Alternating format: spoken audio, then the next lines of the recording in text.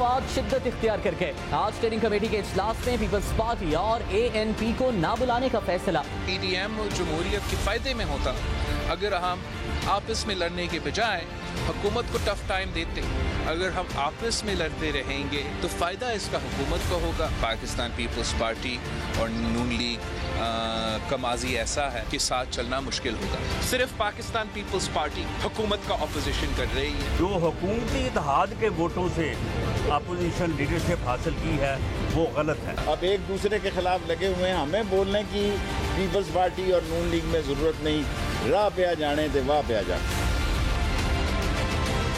मेरी एक सर्जरी होनी है जो कि पाकिस्तान में हो नहीं सकती।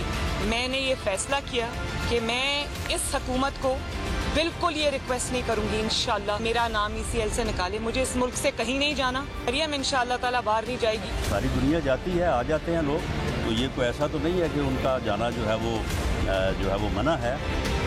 लोग हमें घर नहीं जाने देंगे अगर आपने 2 रुपए चीनी पे कश्मीर का सौदा कर दिया।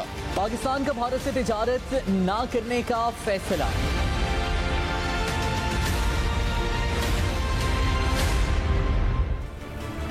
बीस सितंबर 2020 को पाकिस्तान डेमोक्रेटिक मूवमेंट के नाम से कायम होने वाले अपोजिशन इत्तेहाद में शामिल जमातें बज़ाहिर आज हुकूमत को टफ टाइम देने के बजाय एक दूसरे के खिलाफ अपोजिशन करती नजर आ रही हैं। पीपल्स पार्टी और मुस्लिम लीग नवाज एक मरतबा फिर से एक दूसरे पर हुकूमत को सहारा देने के इल्जाम लगाकर अपनी ही माजी की सियासी रविश इख्तियार कर चुकी हैं। ऐसे में मरियम नवाज के लंदन जाने की खबरों ने नून लीग के हुकूमत मुखालिफ बयानिए में भी तकसीम का तासुर कायम कर दिया है।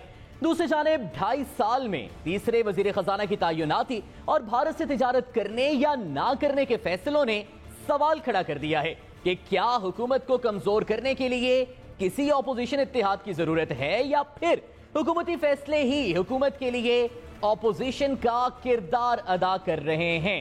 प्रोग्राम पाकिस्तान के सवाल में मैं हूं सादुल हसन। पाकिस्तान के चंद सवालात पर एक नजर डाल लेते हैं। सबसे पहला सवाल है कि क्या मरियम नवाज इलाज के लिए वाकई लंदन जाना चाहती हैं? दूसरा सवाल है कि क्या मुस्लिम लीग नून का बयानिया तब्दील हो रहा है? पाकिस्तान का अगला सवाल है क्या PDM में इख्तलाफात की असल वजह मुस्लिम लीग नून का बयानिया था? इसके बाद सवाल है कि पीपल्स पार्टी और ANP को PDM के अहम इजलास में क्यों नहीं बुलाया गया? और आखिरी अहम सवाल है कि क्या मौजूदा हालात में भारत के साथ तिजारत की जा सकती है?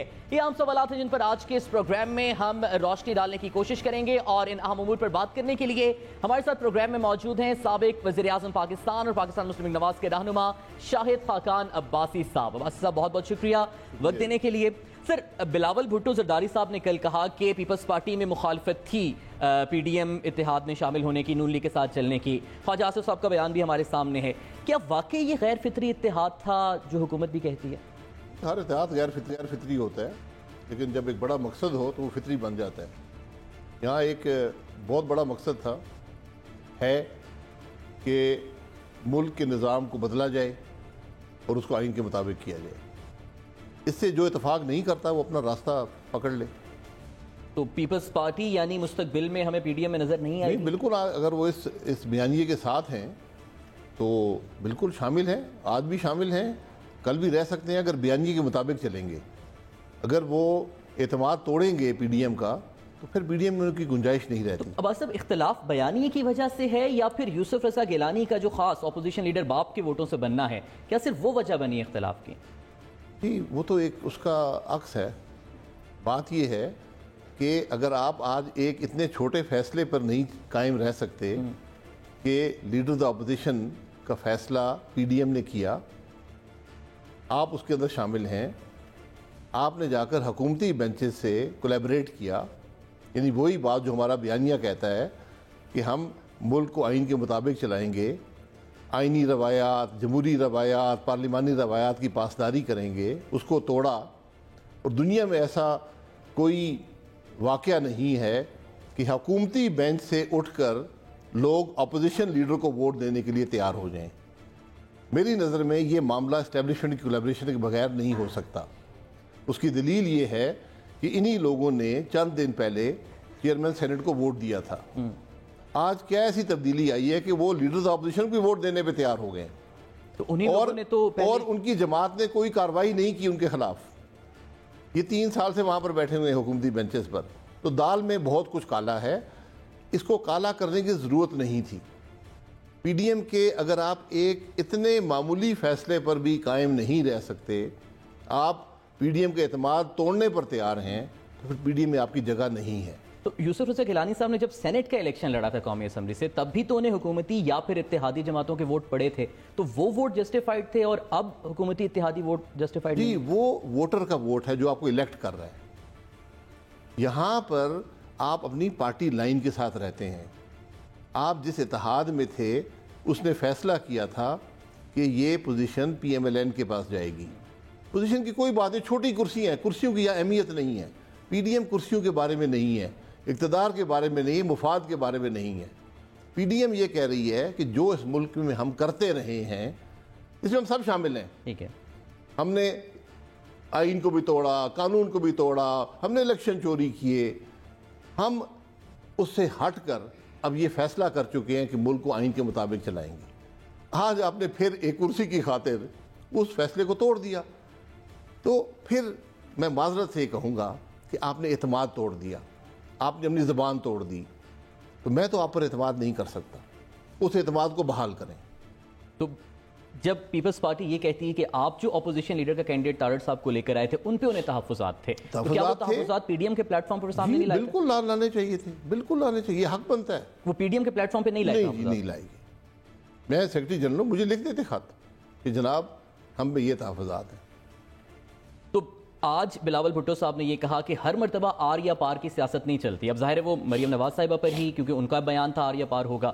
تو یعنی مریم نواز صاحبہ یا پی ایم ایل این کی جو سیاست مسلم لیگ نون میں تھی وہ جارحانہ سیاست تھی, اور اگر تھی تو پھر اس کا نقصان ہو رہا ہے آج جو پیپلز پارٹی کو بھی تحفظات ہیں. پیپلز پارٹی کو کوئی تحفظ نہیں ہونا چاہیے, تحفظات تو ہمیں ہونے چاہیے. اعتماد تو پیپلز پارٹی نے توڑا ہے. آر یا پار کی سیاست کی بات نہیں ہے, سیاست بات اعتماد کی ہے, بات آپ کی زبان کی ہے. آپ نے زبان دے کر فیصلہ کر کے آپ نے کسی مقصد کے لیے اس کو توڑ دیا خود ہی, پھر آپ کو جواب دینا پڑے گا ان باتوں کا. پھر میں تو آپ اعتماد نہیں کر سکتا ہوں. بات اعتماد کی ہے, یہ کرسی کی نہیں ہے, یہ آر یا پار سیاست کی نہیں ہے. کون سی آر یا پار سیاست ہے؟ یہاں پر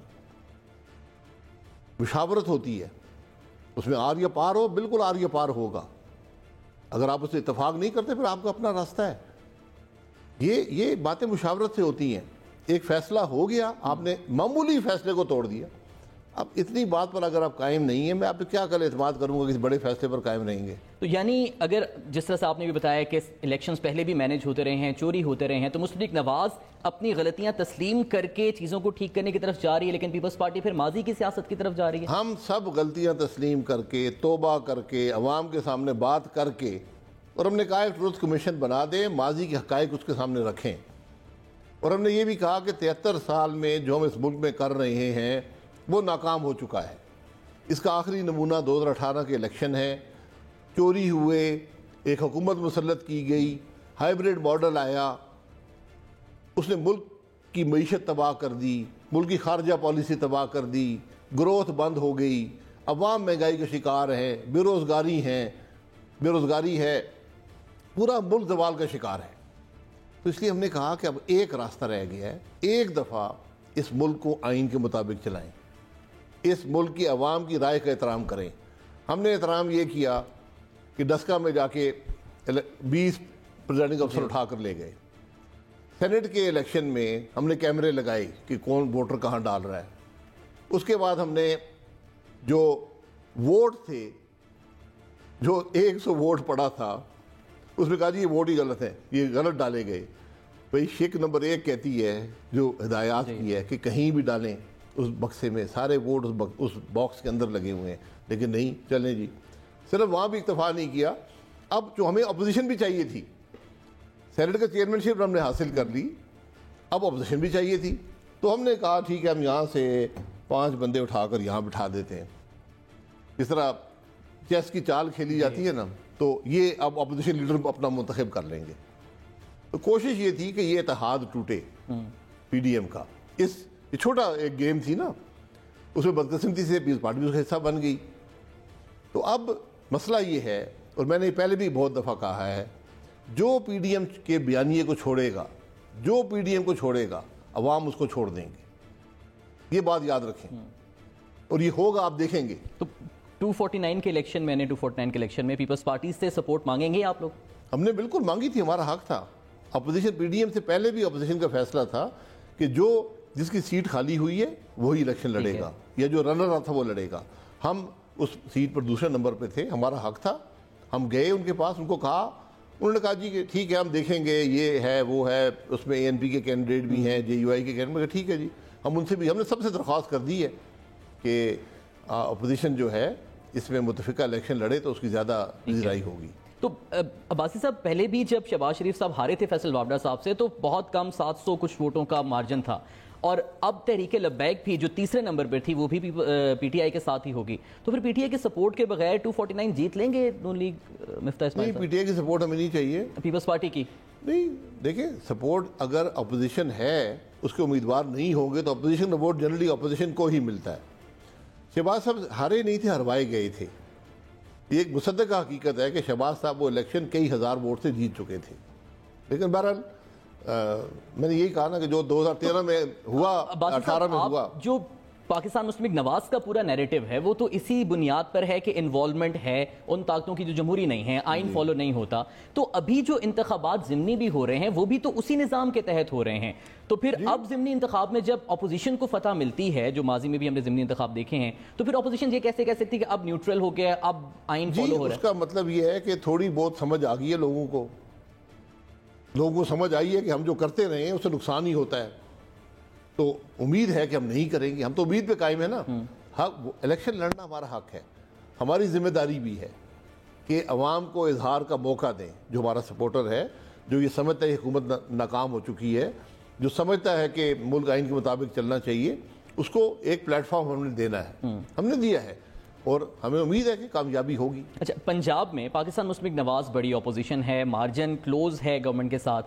اور خاص طور پر سینٹ الیکشن سے پہلے بھی جب پی ٹی آئی کے ایم پی ایز تحفظات کا اظہار بھی کر رہے تھے، بظاہر نظر بھی آ رہا تھا کہ انہیں شکوے ہیں، تو تب ان کے ساتھ مل کے پنجاب حکومت کو نقصان نون لیگ نے کیوں نہیں پہنچایا پی ڈی ایم کے پلیٹ فارم سے، اور پھر سینٹ کے انتخابات میں سیٹلمنٹ بھی کر لی؟ دیکھیں، ہم اقتدار کے جنگ میں نہیں ہیں، ہم اقتدار چاہنے والوں میں سے نہیں ہیں۔ عدم اعتماد جس نے کیا ہو وہ جانتا ہے کہ عدم اعتماد کیسے ہوتا ہے۔ عدم اعتماد اس ملک میں ہوتا ہے جہاں آئین کی بالادستی ہو، جہاں قانون ہو، جہاں جمہوری قدریں ہوں، جہاں پارلیمان کی روایات ہوں، جہاں اخلاقی قدریں ہوں، اس ملک میں عدم اعتماد ہو سکتا ہے۔ عدم اعتماد میں ایوان کی اکثریت جو عدم اعتماد موو کرتا ہے اس نے وہاں پہنچانی ہوتی ہے ہاؤس کے اندر۔ ٹھیک ہے، یہاں پر تو پولیس اٹھا کے لے جائے گی، رینجر اٹھا کے لے جائیں گے، کوئی اور ایجنسیاں لے جائیں گی، تو آدمی پہنچیں گی نہیں۔ ہم نے عدم اعتماد کیا تھا 1999 میں، تو ہم نے دیکھا ہے، تو یہ بڑی واضح بات ہے کہ ہمارے ملک میں عدم اعتماد جو ہے وہ اسٹیبلشمنٹ کی مرضی کے بغیر ممکن نہیں ہے۔ یہ ایک بڑی غیر آئینی بات ہے جو میں کہہ رہا ہوں، لیکن یہ ایک حقیقت بھی ہے۔ ہم نے سینٹ کے اندر بھی عدم اعتماد دیکھ لیا کہ 64 ممبران تھے اور ووٹ پڑے 50، تو یہ بدقسمتی ہے۔ ہم اسی خرابی کے خلاف ہم بات کر رہے ہیں کہ یہ کیمرے مت لگائے ایوانوں میں۔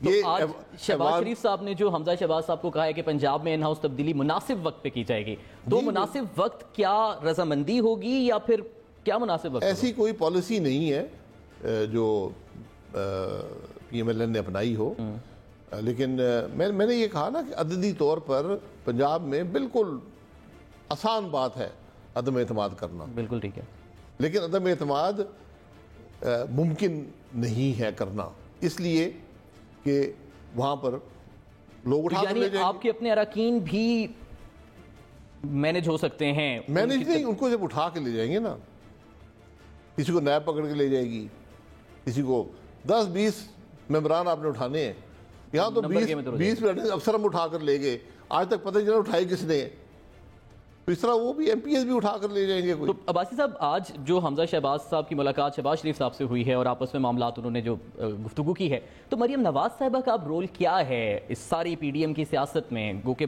ظاہر ابھی تو علیل بھی تھیں، روبہ صحت بھی شاید ہو رہی ہیں ماشاءاللہ، وہ تو کیا وہ لندن جا رہی ہیں کسی بھی صورت میں؟ پارٹی کے ہر پلیٹ فارم پہ حصہ لیتی ہیں، نائب صدر ہیں اپنا رول ادا کرتی ہیں. جب شہباز صاحب اور حمزہ صاحب جیل میں ہیں, شہباز صاحب تو ہیں, حمزہ صاحب بھی تھے, انہوں نے پارٹی کی لیڈرشپ کی, پارٹی کو اپنا جو رول انہوں نے پلے کیا. انہوں نے ہمیشہ کہا کہ جب پارٹی کو میری ضرورت پڑے گی میں حاضر ہوں.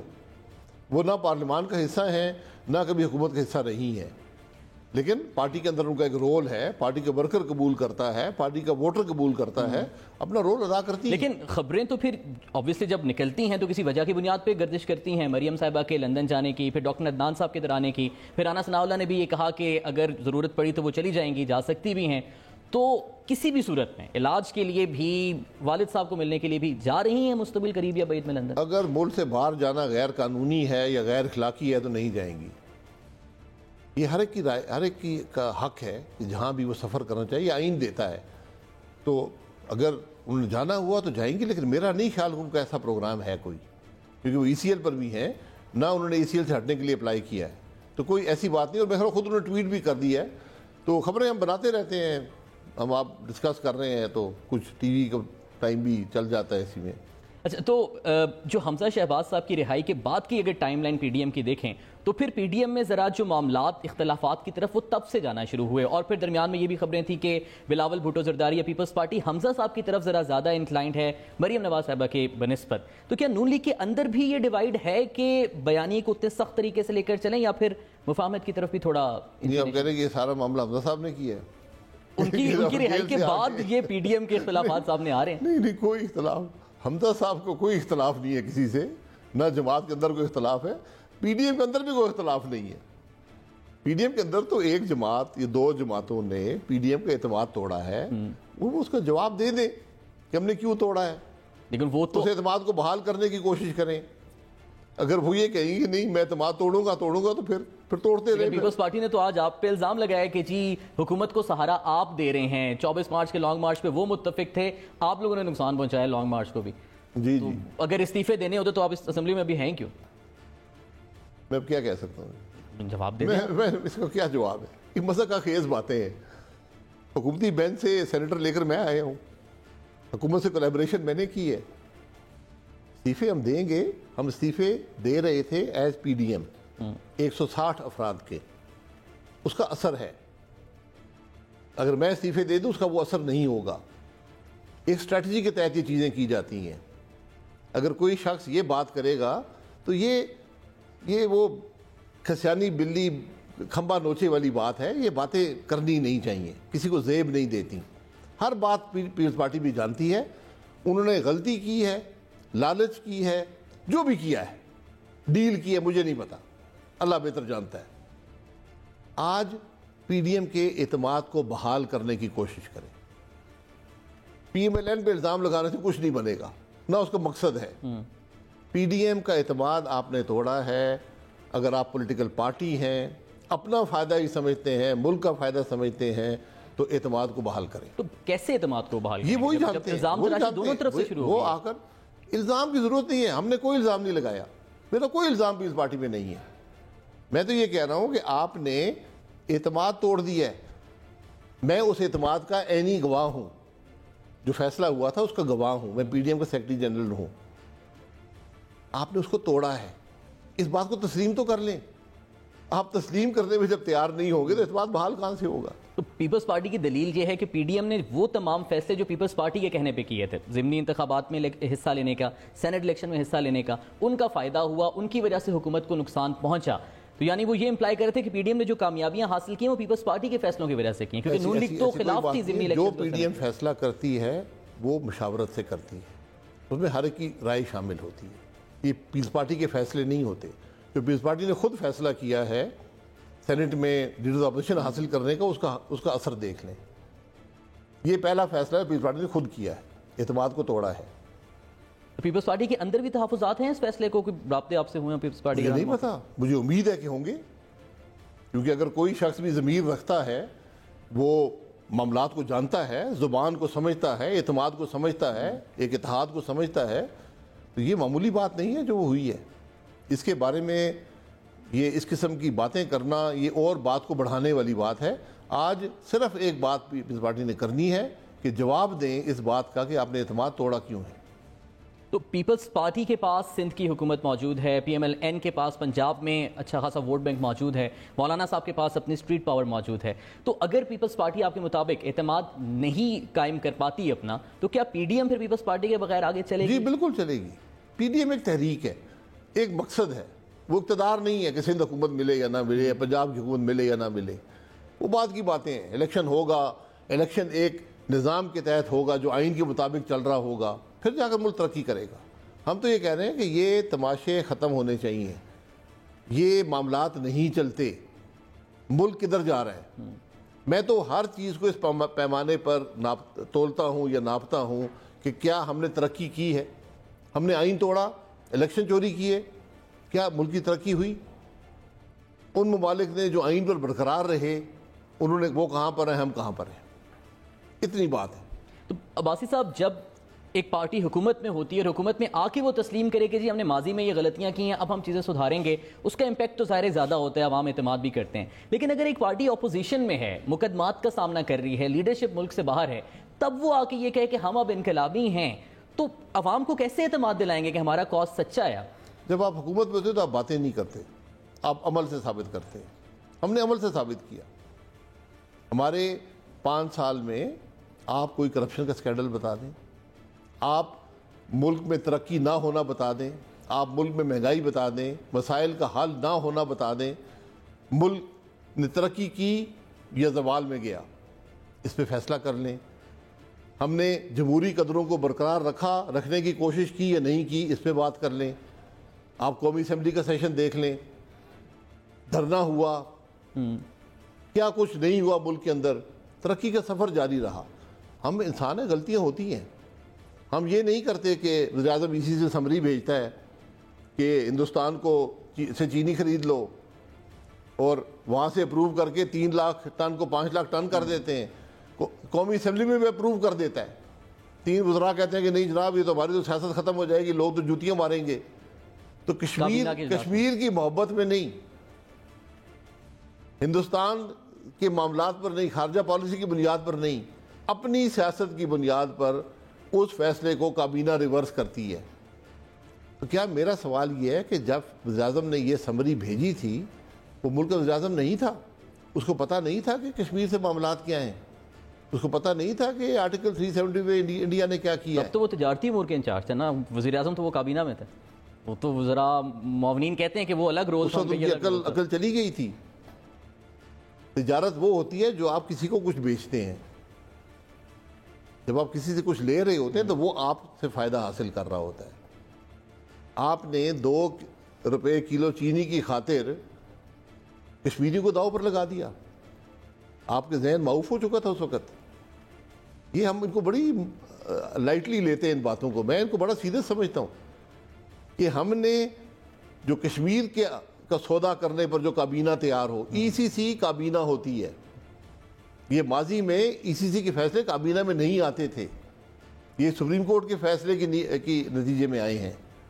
وہاں پر پرائم منسٹر سمری بھیجتا ہے, اس کو اپنی سمری کو ڈیفینڈ کرنا چاہیے تھا. بھارت سے پاکستان کی تجارت 2015 میں بہتر ہوئی, 2016 میں بہتر ہوئی, تب نون لیگ کی حکومت تھی, تب بھی بھارت کے ظلم کشمیر پر تو جاری تھے. جی ظلم جاری تھے. تو تب کشمیریوں کی سینٹیمنٹ ظلم جو ہیں وہ 48 سے جاری ہیں.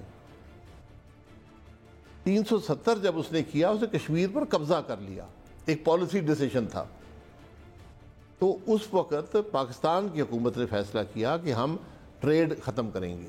حالانکہ فیصلہ یہ ہونا چاہیے تھا کہ ہم بارڈر کو سیل کرتے ہیں, ہم سفارتی تعلقات توڑتے ہیں, کیونکہ جس بنیاد پر ہمارا اختلاف ہے آپ نے اس بنیاد کی نفی کر دی ہے, آپ نے رد کر دیے UN سیکورٹی کونسل ریزولوشنز کو. ہم بڑے آرام سے بیٹھے رہے اور آج ایک چینی کی سمری لا کر چینی خریدنی شروع کر دی. اچھا, چینی اور کپاس خریدنی شروع کر دی. تو شاید خاقان عباسی صاحب, چونکہ ہماری بحث اب بھارت سے تجارت پر بھی شفٹ ہوگی اور حکومتی اقدامات پر اپوزیشن کی اور مسلم لیگ نواز کا کیا سٹینڈ ہے, پی ڈی ایم کا سٹینڈ کے اطلاعات پر شاید خاقان عباسی صاحب سے بات کریں گے اس بریک کے بعد.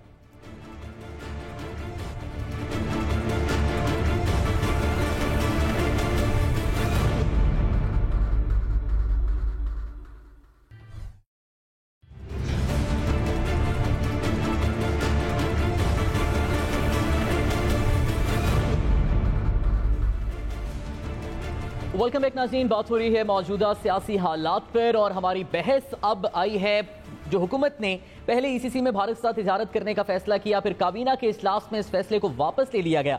अब्बासी साहब, अगर पाकिस्तान मुस्लिम लीग नवाज की हुकूमत इस मौके पर होती और ये सारी सूरत हाल आर्टिकल 370 रिवोक करने वाले भी सामने आती, तो नून लीग कैसे रिस्पॉन्ड करती है इस पर?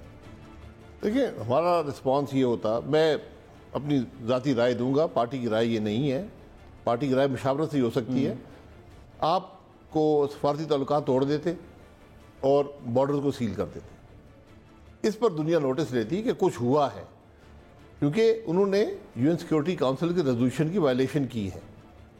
तो आप सफारती तौर पर इतने कमज़ोर हैं मेरी नज़र में कि आप कुछ नहीं कर सके, कोई सपोर्ट नहीं मिली आपको। तो फिर यही रास्ता रहता, फिर दुनिया नोटिस लेती कि भाई यहाँ वाकई कुछ जुल्म हुआ है, हमने कुछ भी नहीं किया। लेकिन अब्बासी साहब, 2015 में जब मोदी साहब पाकिस्तान में आए, नवाज शरीफ साहब को सालगिरह मुबारक कहने, फिर सज्जन जंदाल 2017 में जब पाकिस्तान आया, तब भी तो भारत अक़वाम मुत्तहिदा की करारदादों की खिलाफ वर्जी कर रहा था कश्मीर को हक़ खुदरादियत ना देकर। तो तब क्या कश्मीरियों के हुकूक का इस्तेसाल नहीं किया पाकिस्तान ने? जी, वो 48 से कर रहे हैं, वो 2015 से नहीं कर रहा। उसमें वाजपेयी साहब यहाँ आए थे, खुद आए थे। जब मैं किसी के घर जाता हूँ या आप मेरे घर आते हैं, उसके अंदर बड़ा फ़र्क होता है। वाजपेयी साहब बाहर आए किसी मकसद के लिए आए। बिल्कुल ठीक है। अगर उन्होंने 370 रिवर्स करना तो अपने मुल्क में कर लेते। उसके बाद अगर मोदी साहब आए हैं तो किसी मकसद के लिए आए होंगे। तो सज्जन जंदाल वीज़ा वायलेशन करके भी आया, तब सज्जन जंदाल को जेल में डाल दें। वीज़ा वायलेशन क्या होती है? बुलाने वाले, मैं खुद इंडिया गया हूँ वीज़े के बगैर। ये कर्टसी होती है, आम कर्टसी होती है कि आप देते हैं कर्टसी। वीज़े क्या बात है? आपके हर पार्लियामेंटेरियन जो है वो वीज़ा ट्रैवल कर सकता है इंडिया वीज़े के बगैर। वो तो बिजनेस टाइकून है ना वहाँ पर। कौन? सज्जन जंदाल। यार बिजनेस टाइकून है तो फिर उसको और ज़्यादा दें, इंपॉर्टेंस दें। मैं किसी शख्सियात की बात नहीं है, यहाँ पर बहुत से लोग इंडियन आते हैं, उनके मैं नाम नहीं लेना चाहता, ये छोड़ें ये बातों को, ठीक है? तो ये सवाल तो बात ये है, छुप के आए थे, वो डिस्क्लोज नहीं किया था। भाई छुप के नहीं आए थे, मिले हैं, पब्लिकली मिले हैं, पब्लिकली पता है। सज्जन जिंदाल आए, फिर क्या हो गया? मुल्क क़यामत आ गई, कश्मीर को सौदा हो गया। अगर उसके आने के 2 दिन बाद 370 रिवर्स होता, मैं कहता हाँ जी सौदा हो गया। अगर सज्जन जिंदाल के आने के बाद हम इंडिया से चीनी खरीदनी शुरू कर देते, मैं कहता सौदा हो गया। तो क्या अगर कॉटन खरीदनी शुरू करते तो सौदा हो गया। ये तो फिर गवर्नमेंट भी ये कहेगी कि तिजारत सौदे के बराबर है। मैं यही कह रहा हूँ कि आप जरा इन बातों से आगे निकलें। मोदी का वो यार है जो पाकिस्तान को कमज़ोर करता है, जो कश्मीर का सौदा करता है, वो मोदी का यार होता है। यहाँ कोई मोदी का यार नहीं है। इन बातों से ज़रा बाहर आ जाएं, अपने छोटे छोटे मुकासद के लिए एक दूसरे को बदनाम ना करें। हिंदुस्तान से आपने बात करनी है तो मुत्तफिक होकर बात कर सकेंगे, अपने अंदर इत्तेहाद नहीं होगा नहीं बात कर सकेंगे। कश्मीर इस मुल्क का वाहिद मसला था, हिंदुस्तान से ताल्लुकात वाहिद मसला था जो इस हुकूमत से आने से पहले गैर मुतनाज़ा हुआ करता था। आज वो मुतनाज़ा हो चुका है, आज तकसीम है। उसकी जो सबसे नई मिसाल है वो ये गंदम और चीनी। ईसीसी का फैसला काबीना का फैसला होता है। ये सुप्रीम कोर्ट के डिसीजन की वजह से ये फैसले अब काबीना में जाकर अप्रूव, वहाँ एक फॉर्मेलिटी होती है। ये काबीना तो बहस नहीं करती। स्पेशली वो समरी जो वज़ीर-ए-आज़म खुद लेकर आया हो, उसको अगर काबीना रद्द कर दे तो इखलाकी तौर पर वज़ीर-ए-आज़म साहब को इस्तीफ़ा दे देना चाहिए, या माफ़ी कम अज़ कम मांग ले मुल्क से कि मुझसे गलती हो गई, ये समरी नहीं भेजनी चाहिए थी। वहाँ पर किसी वज़ीर ने कहा जी पता नहीं था वज़ीर-ए-आज़म को, और ये हकीकत है, हमारे वज़ीर-ए-आज़म को अक्सर बातों का पता नहीं होता, वो टीवी से पता चलता है। टीवी काफ़ी कोविड का शिकार थे ना, तो इतना तो वो टीवी नहीं, वो मीटिंग कर रहे थे मरियम नवाज को कैसे जेल में डालना है, ये मीटिंग उन्होंने की, तो उनको पता नहीं होता। टीवी पर उनको पता चला कि हमने इंडिया से, बड़े गुस्से में आ गए। उन्होंने फिर काबीना में हिदायत की कि इसको अप्रूव करो, और एक वजीर की ड्यूटी लगाई कि जाकर प्रेस कॉन्फ्रेंस करो कि क्यों ये जरूरी है। लेकिन अब्बासी साहब, काबीना में तो अवामी नुमाइंदे हैं ना, आपके वजीर बैठे हुए हैं, तो अगर खान साहब ने उनकी बात मान के अपनी ही समरी वापस ले ली तो उन्होंने अवामी राय को अहमियत दी। बहुत बड़ी कामयाबी है। तो शायद काबीना के इजलास में नहीं बुलाते। अवामी राय को नहीं अहमियत दी, अवामी राय को नहीं दी। ये वही वजीर थे जो वहाँ भी बैठे हुए थे, इनमें से अक्सरियत वहाँ भी थी ईसीसी के अंदर। और ईसीसी में अगर फैसला करके काबीना रिवर्स करे, किसी को जवाब देना पड़ता है कि क्यों ये गलती की गई। ये बहुत फाश गलती है کہ کابینہ ECC ایک فیصلہ کر لے, اتنا سینسٹیو معاملہ کابینہ ریورس کرے, کسی کو اس کی سزا ملنی چاہیے. نواز شریف صاحب کابینہ کی میٹنگ بالکل بلاتے تھے اور وہاں ڈسکشن ہوتی تھی, وہاں فیصلے ہوتے تھے. ECC ہر ہفتے ملتی تھی. وہ اس وقت ECC کے فیصلے کابینہ میں نہیں جایا کرتے تھے. اور کابینہ کے اگر آپ نے کارکردگی دیکھنی ہے تو اس کے کاموں کو دیکھیں. یہاں کابینہ کی میٹنگ آپ ہر روز کر لیں, فیصلہ آپ سے ہو کوئی نہ, ملک زوال پذیر ہو, تو وہ پھر کابینہ کا فائدہ کوئی نہیں ہے. تو عباسی صاحب ابھی آپ نے بھی ذکر کیا کہ عمران خان صاحب میٹنگ بلاتے تھے کہ مریم نواز صاحبہ کو کیسے جیل بھیجنا ہے, اور یہ اپوزیشن میں نہیں کہہ رہا ہوں, یہ پریس ریلیز آیا کہ آج کووڈ کے اندر وزیراعظم میٹنگ تو انہوں نے بلائی, میٹنگ کی اور اس میں ڈسکشن کی کہ جو معاملہ پیدا ہوا ہے, مریم نواز صاحبہ کو نائب نے بلایا ہے, وہ اس پر کیا کرنا ہے, اور پھر انہوں نے فیصلہ کر دیا کہ یہ ہم نہیں بلاتے. اپوزیشن کی ایک تنقید ہے, یہ ایک تحفظات میں سے ایک تحفظ یہ بھی ہے اپوزیشن کو کہ اپوزیشن کو نشانہ بنایا جاتا ہے کیسز کا اور مقدمات کا. اور کس کو بنائیں گے؟ اپنے آپ کو بنائیں گے. جہانگیر ترین صاحب بھی تو اب آگے انصاف کے دائرے میں ہیں. جہانگیر ترین صاحب حکومت کے ساتھ ہوتے تو کبھی کچھ نہ ہوتا. وہ تو ناراض ہے حکومت سے, اس لیے نشانہ بن رہے ہیں. جو حکومت میں وزیر بیٹھے ہیں ان کی چینی ملے نہیں ہے. انہوں نے یہی کام نہیں کیا جو جہانگیر ترین صاحب نے کیا ہے. یہ بیوقوف مت بنائیں لوگوں کو. تو آپ کی طرف سے جو ابھی دوبارہ سے یہ کہا گیا کہ ملک کے حالات خراب ہیں, مہنگائی بڑھ رہی ہے, تو مہنگائی کو کنٹرول کرنے کے لیے تیسرے وزیر خزانہ تو لے آئے ہیں. گورنمنٹ اب اقدامات تو کر رہی ہے, کیا کرے وہ؟ نہیں, میں نہیں کہہ رہا ہوں کہ میں تو کہتا ہوں ملک میں مہنگائی نہیں ہے, بڑے اچھے حالات ہیں. میں کیا کہوں, یہ کہوں مہنگائی نہیں ہے ملک کے اندر. وزیر خزانہ جب نکالا جاتا ہے یہ آپ کی پالیسیوں کا فیلیور ہے. یا تو اگر جمہوریت ہوتی نا اور جمہوری قدریں ہوتی تو طریقہ یہ تھا کہ اس کو ساتھ کھڑا کرتے, پریس کانفرنس کرتے کہ جی حفیظ شیخ صاحب نے بہت اچھا کام کیا انہوں نے, اب ان کے مسائل ہیں, میں ان کے کام سے خوش نہیں ہوں, میں ان سے درخواست کی ہے کہ استعفیٰ دے دیں. حفیظ شیخ صاحب کا معاملہ زیادہ آسان تھا کیونکہ ان کو آپ نے آئین کے اندر ایک شک ہے کہ 6 مہینے کے لیے وزیر بنا سکتے ہیں. آپ نے مشیر سے ان کو وزیر بنایا, پھر آپ ان کو سینٹ کا الیکشن لڑایا, وہاں پہ وہ ہار گئے. وہ بھی ایک وقت تھا کہ اگر آپ کے کلیگز آپ کو ریجیکٹ کر دیتے ہیں تو آپ استعفیٰ دے دیتے ہیں. انہوں نے استعفیٰ نہیں دیا. اب جب آپ ان کو سینیٹر بنا رہے تھے, مقصد یہ تھا کہ ان کو رکھیں گے وزیر, اور تو کوئی مقصد نہیں تھا نا, شوکیہ سینیٹر تو نہیں بنائے جاتے. تو اب آپ نے ان کو ہفتے بعد نکال دیا نوکری سے, اور وہی ساری باتیں جو ہم کہا کرتے تھے کہ مہنگائی ہو گئی ہے, فیلیور ہے, مہنگائی کنٹرول میں نہیں آ رہی, وہ اب ان کے کھاتے میں ڈال دی ہیں. تو یہ عام طریقہ ہے اس حکومت کا کہ ایک وزیر کو نکالے کہتے ہیں بڑا نالائق تھا. تو وزیر, یہ نالائق سارے ہی ہیں. نالائق ایک ہی سب سے بڑا نالائق ہوتا ہے, جب وزیر اعظم فیل ہو جائے ساری کابینہ فیل ہو جاتی ہے. تو ابھی خبریں یہ بھی ہیں کہ شوکت ترین صاحب شاید پھر باقاعدہ طور پر ان کو بھی نامزد کر دیا جائے وزیر کے طور پر بھی. تو کیا پی ٹی آئی کی کابینہ میں اپنی صفوں میں آپ کے نزدیک کوئی ایسا ماہر معیشت دان نہیں ہے جو پاکستان کی معیشت کو سنبھال سکے؟ زرتاج گل صاحبہ, اگر آپ ان کو دے دیں معیشت, ان نالائقوں سے بہتر سنبھال لیں گی.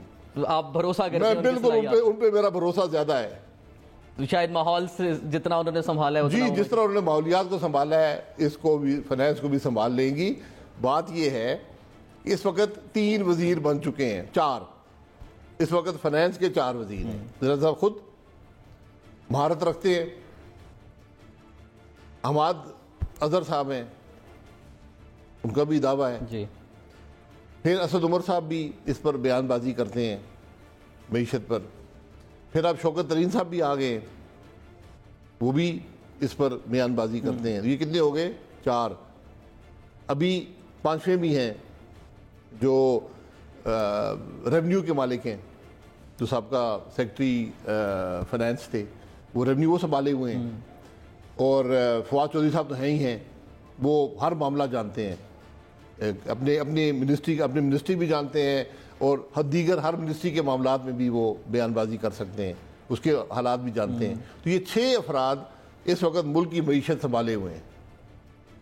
یہ کیا کر رہے ہیں, نتیجہ آپ کے سامنے ہے. ایک تنقید گورنمنٹ پہ کی جاتی تھی کہ آئی ایم ایف کی یہ حکومت ہے, اور حفیظ شیخ صاحب بھی آئی ایم ایف میں لے کے جا رہے ہیں, ندیم بابر صاحب بھی انہیں کے نمائندے ہیں. اب وہ دونوں نہیں ہیں. جی. تو کیا اب حکومت آئی ایم ایف میں جو جانے کا پلان حکومت کا طے ہو گئے ہیں, معاملات آئی ایم ایف پلان میں جا رہی ہے, جانا چاہیے اب اسے, کیونکہ آئی ایم ایف پروگرام تو ماضی سے بھی چلتا آیا ہے؟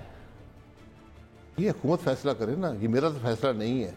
اپوزیشن اگر وہ چلی جاتی ہے اور آئی ایم ایف امداد میں ملنا تو شروع ہم بھی دیکھیں گے کہ حکومت نے کیا کیا ہے, حالات کہاں پر ہیں, اس کے حل کیا ہیں. یہ آئی ایم ایف ایک حل ہے. تو آپ فیصلہ کر رہے ہیں آئی ایم ایف میں جانا ہے یا نہیں جانا, آپ نے فیصلہ کر دیا جانے کا. یہ ہاف ہارٹڈ کام نہیں ہو سکتے, دونوں نہیں ہو سکتے. آپ آئی ایم ایف کے اندر رہیں بھی اور نہ بھی رہیں. آئی ایم ایف سے نیگوشیٹ کرنا پڑتا ہے. آئی ایم ایف کے ایک ماڈل ہے, اس ماڈل کے اندر آپ نیگوشیٹ کرتے ہیں. ڈار صاحب نے اچھی نیگوشیشنز کی. ملک کو آئی ایم ایف پروگرام پہلی دفعہ پاکستان میں پورا ہوا اور ملک ترقی بھی کر رہا تھا اور انفلیشن بھی کم تھی.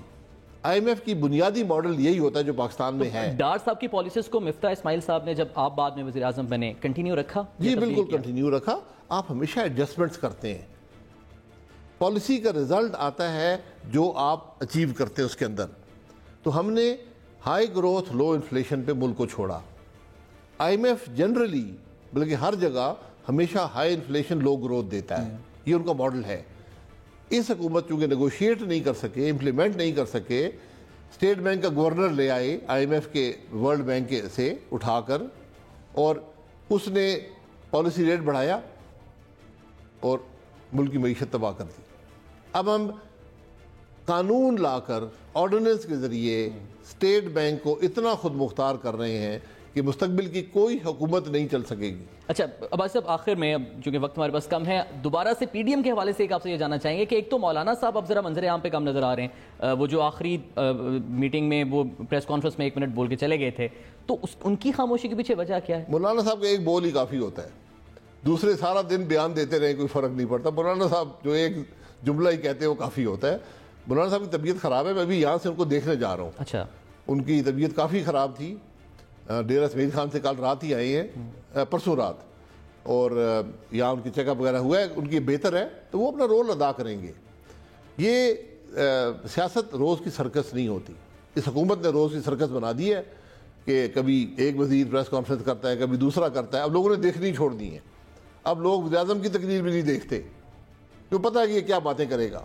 ان وزیروں کی شکلیں دیکھ کے لوگ بھاگتے ہیں. تو کیا یہ 2.5 سال جو رہ گئے ہیں پورے کریں گے؟ آخر میں صرف 1 ورڈ میں آپ سے جاننا چاہیں گے جواب. کون جی؟ حکومت. یہ تو شاید کر لیں, ملک پورا کر سکتا ہے. میرا سوال تو ملک کے بارے میں ہے کہ اب ملک ان کو برداشت کر سکتا ہے جو انہوں نے اچیو کیا ہے. 3 سال ہونے لگے, تقریباً پونے 3 سال. آپ کرنے دیں گے ان کو اپوزیشن میں؟ جی ہمارا کام ہے کہ نہ چلیں. میں سب سے بڑا حامی ہوں حکومتوں کے اپنا ٹائم پورا کرنے کا. پر ایک حکومت جو مسلط کی گئی ہو, غیر نمائندہ ہو اور ملک کو تباہ کر دے, اس کا ہر لمحہ ملک پر بھاری ہے, اور مجھ پر ذمہ داری ہے کہ ان کو فارغ کرنے کی پوری کوشش کروں. بہت بہت شکریہ شاہد خاقان عباسی صاحب ہمارے ساتھ اب موجود تھے. ان تمام تر امور پر انتہائی سیر حاصل گفتگو ہمارے ساتھ عباسی صاحب نے کی. ناظرین, سوال صرف یہ ہے کہ حکومت رہے یا نہ رہے, اپوزیشن فعال ہو یا نہ فعال ہو, کم از کم عوام کے تحفظات, ان کی سوال سننے والا ایوان میں کوئی نہ کوئی موجود. اپنا بہت بہت خیال رکھیے گا. اللہ حافظ.